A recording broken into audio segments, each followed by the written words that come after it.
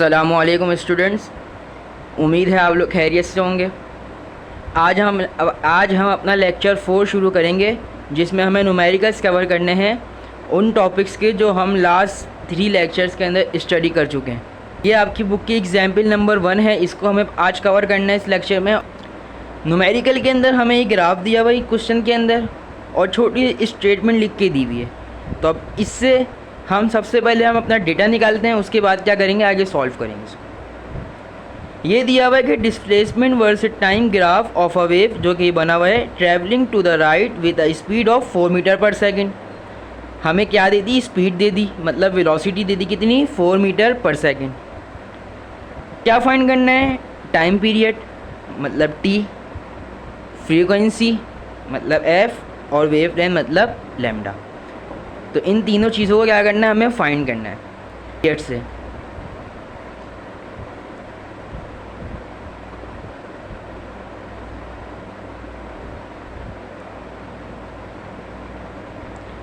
अच्छा, time period के लिए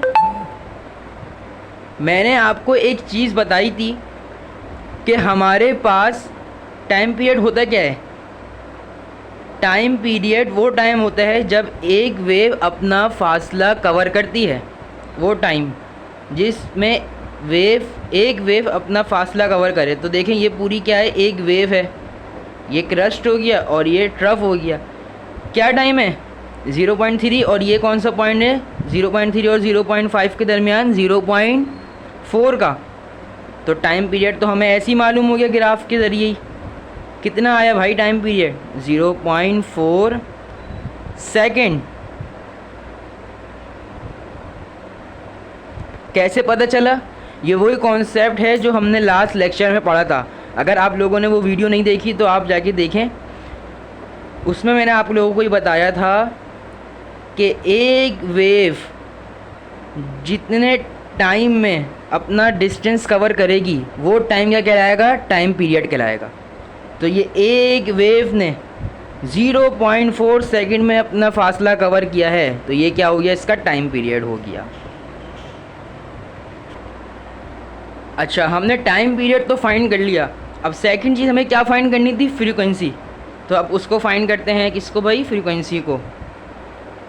फ्रीक्वेंसी का हमने आसान सा फॉर्मूला पढ़ा था कि फ्रीक्वेंसी बराबर होती है 1/t के, रेसिप्रोकल होती है किसकी, टाइम पीरियड की।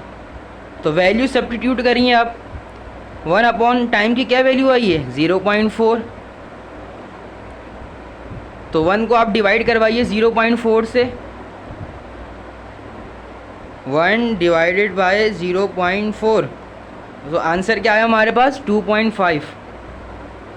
तो फ्रीक्वेंसी क्या आ रही है हमारे पास, 2.5।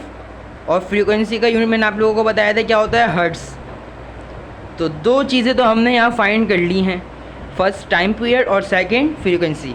लास्ट चीज़ जो हमें फाइंड करनी है वो है वेवलेंथ। वेवलेंथ के लिए हमने एक फार्मूला पढ़ा था जो मैंने आपको लास्ट लेक्चर के अंदर ड्राइव भी करवाया था, V = F लैम्डा।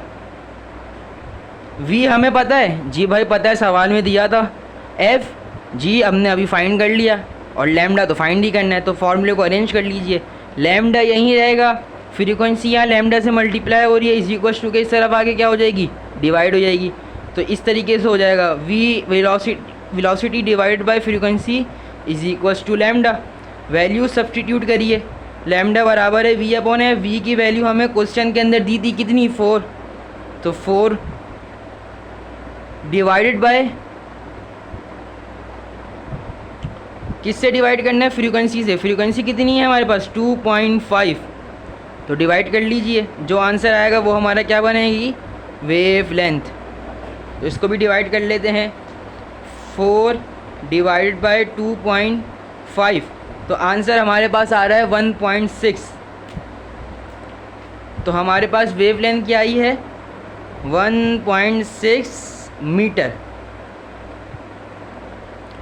तो उम्मीद है आप लोगों को ये क्वेश्चन समझ में आ गया होगा। अगर इसके रिलेटेड कोई क्वेश्चन हो तो कमेंट में पूछ लीजिएगा।